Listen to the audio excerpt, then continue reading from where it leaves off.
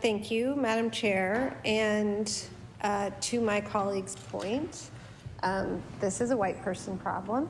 And so I want to say that I have been the Justice Critic for 5 years, and in 5 years, a lot has changed. I spent the first 2 years being told repeatedly by the then Minister of Justice over and over and over again, former member of the RCMP in good standing, that street checks were a valuable policing tool.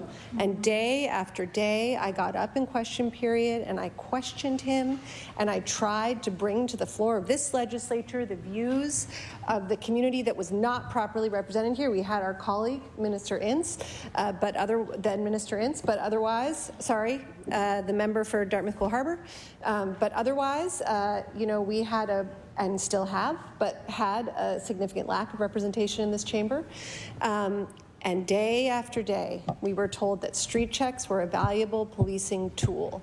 And then the Nova Scotia Human Rights Commission got involved, and they commissioned Professor Wortley, and Professor Wortley said, no, they're not, they're racist. And then we said, Professor Wortley says these are racist. And what did the then Minister of Justice said? He said, no, actually, street checks are a valuable policing tool.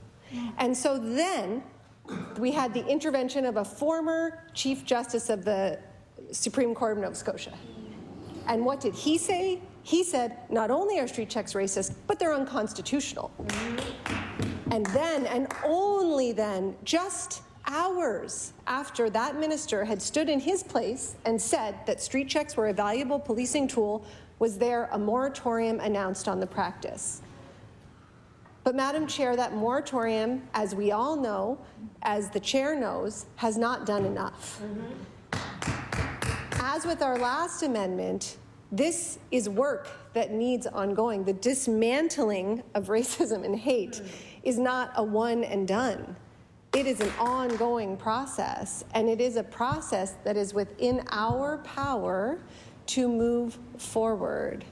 And so again, I will say to the members of the government, and apparently this also needs repeating to my colleagues on this side of the aisle, in the Liberal Party, the official opposition, this is an issue that involves all of us.